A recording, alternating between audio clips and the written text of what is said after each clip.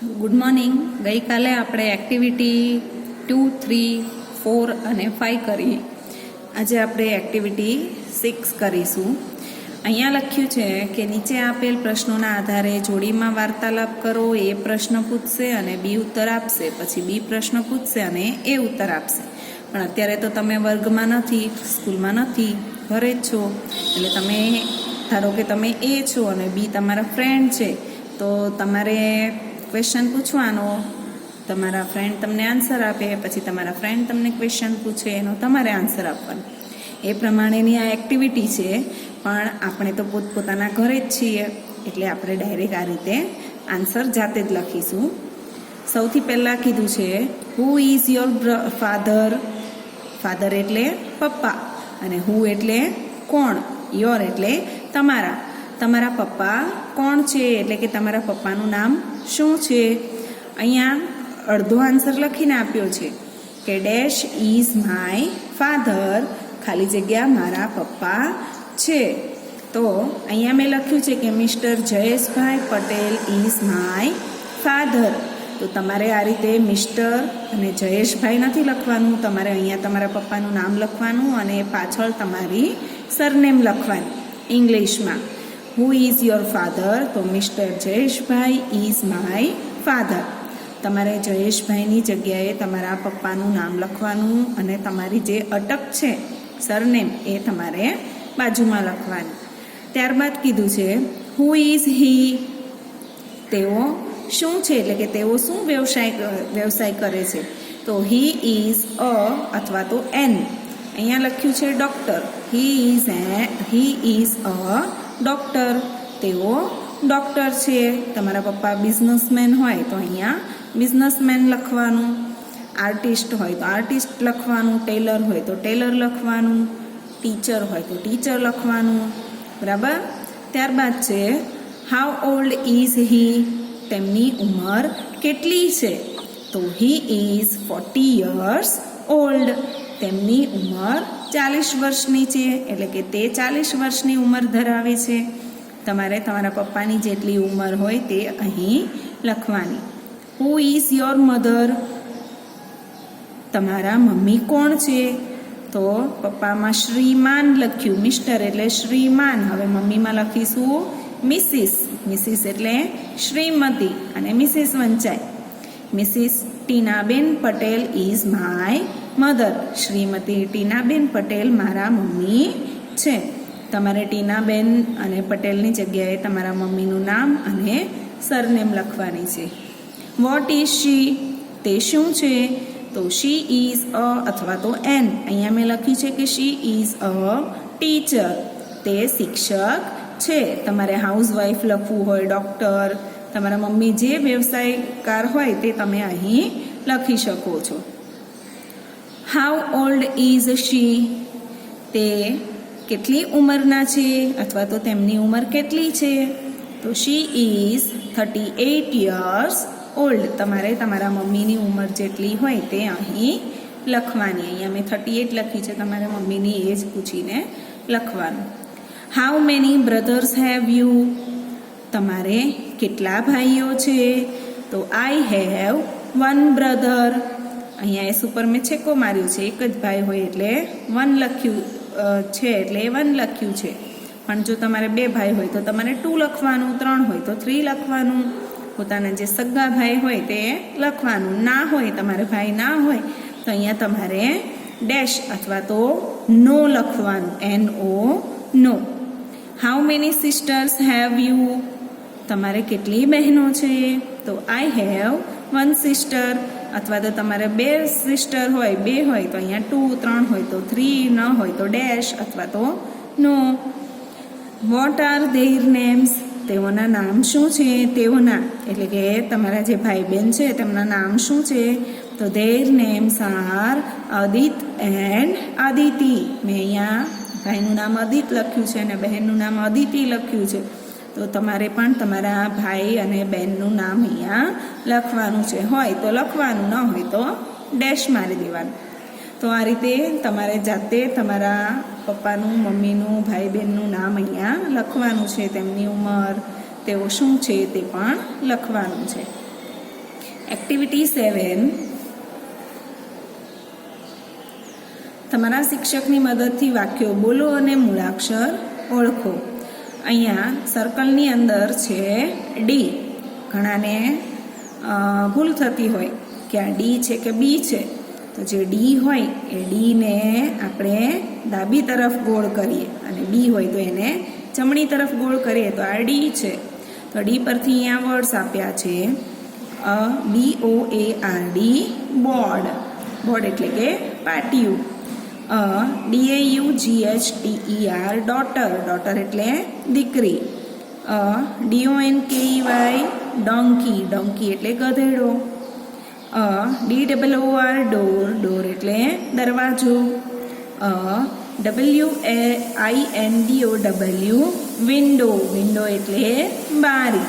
તો આ જેટલા વર્ડ છે બધા જ વર્ડની અંદર ડી આવે છે. એટલે જ્યારે તમે ડી અથવા બી લખતા હો ત્યારે ડીનું બી ને બીનું ડી થઈ જાય નહીં, એ તમારે ધ્યાન રાખવાનું. ત્યારબાદ છે જી. જી પરથી હવે વર્ડ્સ છે અહીંયા. તો a glass. GLASS glass. Glass એટલે પ્યાલો. ગ્લાસના બે મિનિંગ થાય. ગ્લાસ એટલે પ્યાલો પણ થાય અને ગ્લાસ એટલે કાચ પણ થાય. GIRL girl. ગર્લ એટલે છોકરી. GUAVA આને જી પરથી લખવાનું પણ આનો ઉચ્ચાર કરવાનો વાવા. વાવા એટલે કે જમરૂખ. જામફળ ખાઈએ ને એને વાવા કહેવાય. ORANGE ઓરેન્જ એટલે નારંગી. TIGER ટાઈગર એટલે વાઘ. તો આ જી લેટર છે અને આ એના વર્ડ્સ છે. આ બધા જ વર્ડ્સમાં જુઓ અહીંયા જી આવે છે. ગ્લાસમાં, ગર્લમાં જી આવે છે, વાવામાં જી આવે છે, ઓરેન્જમાં જી છે, ટાઈગરમાં જી છે. તો આ જી લેટર છે. હવે આપણે એક્ટિવિટી 8 કરીશું.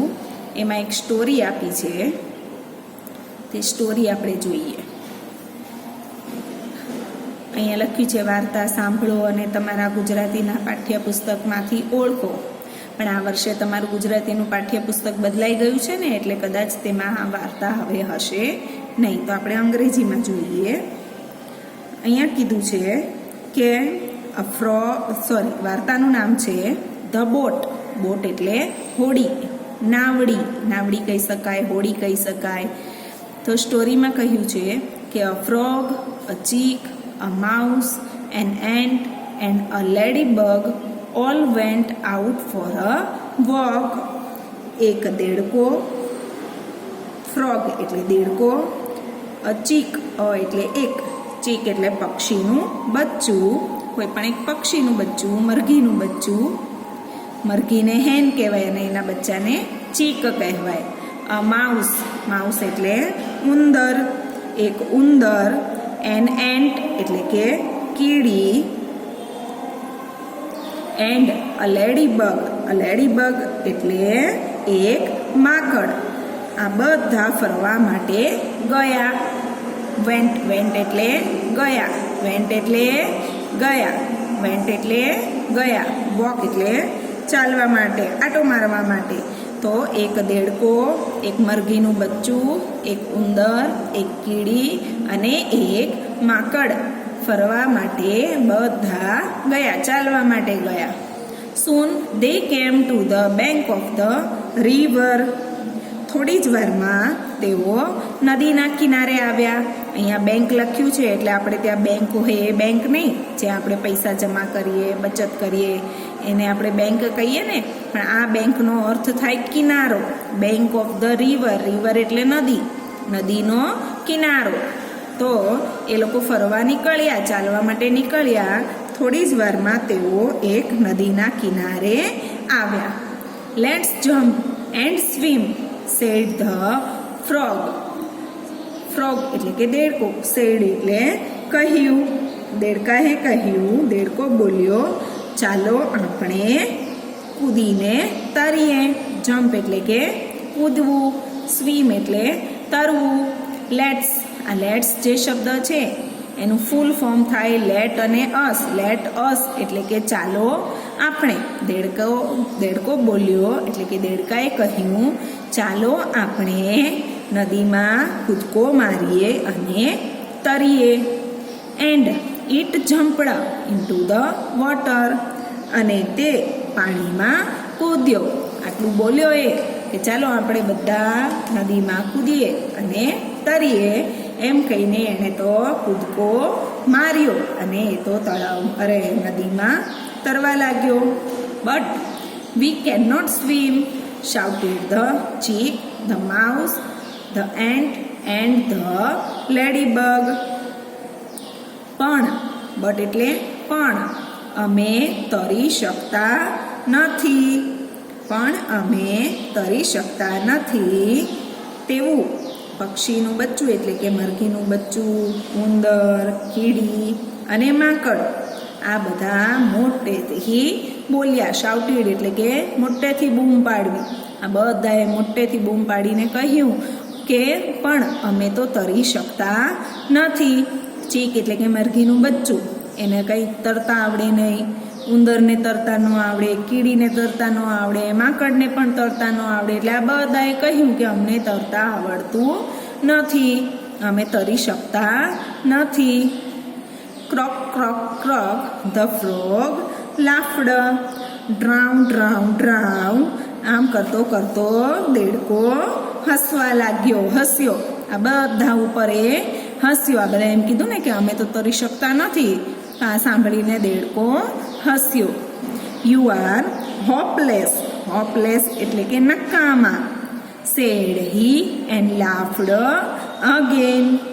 તમે નકામા છો તે બોલ્યો અને ફરીથી હસ્યો. બધાએ એમ કીધું કે અમે તો કાંઈ તરી શકતા નથી, એટલે પહેલાં તો બધા ઉપર હસ્યો અને હસતા હસતા એણે શું કીધું, તમે બધા હોપલેસ છો એટલે કે તમે બધા નકામા છો એવું કહીને એવું તેણે કહ્યું અને ફરીથી હસવા લાગ્યો. અગેન એટલે ફરીથી હસવા લાગ્યો. The chick, the mouse, the ant and the ladybug did not like it. પક્ષીના બચ્ચાને, ઉંદરને, કીડીને અને માકડને એ હસ્યો અને તમે નકામા છો એવું બોલ્યો એ તેમને જરા પણ ગમ્યું નહીં. તેઓને એ જરા પણ ગમ્યું નહીં. અહીંયા લખ્યું છે ડીડ નોટ લાઇક એટલે કે તેમને ગમ્યું નહીં. ધે સેડ, ધે એટલે કે તેઓ એટલે કે મરઘીનું બચ્ચું, ઉંદર, કીડી અને માકડ એ બધા બહુવચન, એક કરતાં વધારે છે ને. પક્ષી તો ન કહેવાય, પ્રાણી કહેવાય. તો આ બધા એક કરતાં વધારે છે, બહુવચન છે, એટલે બધા માટે ધે એટલે કે તેઓ શબ્દ વાપર્યો છે. ધે સેડ તેઓ બોલ્યા. નાવ વોટ વિલ વી ડુ, હવે આપણે શું કરીશું. ધે થોટ એન્ડ થોટ તેઓએ ખૂબ વિચાર્યું and then they did this અને પછી તેમણે આ કર્યું. હવે એમને અફસોસ થવા લાગ્યો. પેલો એના ઉપર હસ્યો કે તમને તરતા નથી આવડતું, તમે નકામા છો. એટલે એ લોકોએ ખૂબ વિચાર્યું અને પછી તેમણે એક નિર્ણય લીધો, કંઈક નક્કી કર્યું. The chick went away and soon come back with a leaf. A chick એટલે કે પક્ષીનું બચ્ચું એટલે કે મરઘીનું બચ્ચું ગયું અને થોડી જ વારમાં એક પાંદડા સાથે પાછું આવ્યું. એ લોકોએ કંઈક વિચાર્યું અને વિચાર કરીને એમાંથી જે મરઘીનું બચ્ચું હતું એ મરઘીનું બચ્ચું થોડું આગળ દૂર ગયું અને એક પાંદડું લઈને પાછું આવ્યું. લીફ એટલે પાંદડું, કમ બેક એટલે કે પાછું આવ્યું. The mouse came with a piece of wood. ઉંદર, માઉસ એટલે ઉંદર, તો ઉંદર લાકડાના ટુકડા સાથે આવ્યો. વુડ એટલે કે લાકડું ને પીસ એટલે ટુકડો. ઉંદર ક્યાંકથી એક નાનકડો લાકડાનો ટુકડો શોધી આવ્યો અને ટુકડા સાથે પાછો આવ્યો. The ant brought a straw. The ant એટલે કે કીડી શું લઈ આવી? સ્ટ્રો લઈ આવી. સ્ટ્રો એટલે તણખલું, સળી લઈ આવી. તો કીડી એક તણખલું લાવી. And the ladybug brought a long piece of thread. અને માકડ દોરાનો એક લાંબો ટુકડો લઈ આવ્યો. દોરો હોય ને, દોરો એને થ્રેડ કહેવાય. લોંગ પીસ એટલે કે લાંબો ટુકડો. તો આમ આજે મરઘીનું બચ્ચું હતું એ પાંદડું લાવ્યું, પછી ઉંદર લાકડાનો ટુકડો લાવ્યો, કીડી એક તણખલું એટલે કે એક સળી લાવી, અને માંકડ એક દોરો લાવ્યો. They used the leaf, a piece of wood, a straw and a piece of thread and made a boat. તેમણે તે બધાએ પાંદડાનો, લાકડાના ટુકડાનો, પેલી સળીનો અને દોરાના ટુકડાનો ઉપયોગ કરીને સરસ મજાની એક બોટ બનાવી. શું બનાવી? બોટ બનાવી. પહેલાં નીચે લાકડું રાખ્યું, એના ઉપર પાંદડું રાખ્યું, દોરો અને સળીથી તે બાંધ્યું. આમ સરસ મજાની નાજુક એવી નાનકડી બોટ બનાવી. They put it into the water, jumped on it and the boat moved. તેમણે તે જે બોટ હતી એ બોટ પાણીમાં મૂકી, ત્યારબાદ તેઓ તેમાં કૂદ્યા, એ બોટમાં કૂદ્યા. જેવા કૂદ્યા એવી હોડી ખસી. એટલે કે હોડી તરવા લાગી. They all danced and sang loudly. તેઓ બધા નાચ્યા અને મોટા અવાજે ગીતો ગાયા. sang loudly, sang એટલે ગાયું, loudly એટલે કે મોટા અવાજે, મોટેથી. The frog heard the voice. દેડકાએ તેમનો આ અવાજ સાંભળ્યો. તે બધા મોટેથી ગીતો ગાવા લાગ્યા, નાચવા લાગ્યા. દેડકો તો પાણીમાં તરતો હતો એટલે દેડકાને તેમનો આ ઘોંઘાટ ભર્યો અવાજ સંભળાયો. It looked up from the water. તેણે પાણીમાંથી ઊંચું જોયું. The frog became happy. દેડકો ખુશ થયો. પોતાના મિત્રો પણ તરવા આવી ગયા. દેડકો પોતે તરી શકતો હતો એટલે એ તરતો હતો, અને એના મિત્રોએ તરવા માટે હોડી બનાવી એટલે એમને પણ તરવા મળ્યું. આ જોઈને દેડકો ખુશ થઈ ગયો. It clapped. તેણે તાળી પાડી. શા માટે તાળી પાડી? તેને થયું કે મને તો તરતા આવડતું હતું એટલે હું તો તરવા લાગ્યો, પણ આ મારા જે મિત્રો છે એ મિત્રોએ હિંમત હારી નહીં. તેમણે તરવા માટે સરસ મજાની શું બનાવી? બોટ બનાવી, એક નાવડી બનાવી. તો આમ ક્યારે પણ આપણે કોઈ પણ કામ કરતા હોઈએ એમાં હિંમત હારવી જોઈએ નહીં. આપણે મહેનત કરીએ તો એ કામમાં આપણે રંગ લાવી જ શકીએ. તો આ હતો સ્ટોરીનો અર્થ. હવે અહીંયા કીધું છે એક્ટિવિટી 9, તમારા શિક્ષકની મદદથી વાક્યો બોલો, વાંચો અને લખો. અહીંયા મેં 2 વાક્ય લખ્યા છે. The frog laughed. દેડકો હસ્યો. It clapped. તેણે તાળીઓ પાડી. તો આજે આપણે આટલું જ કરીશું. Bye by.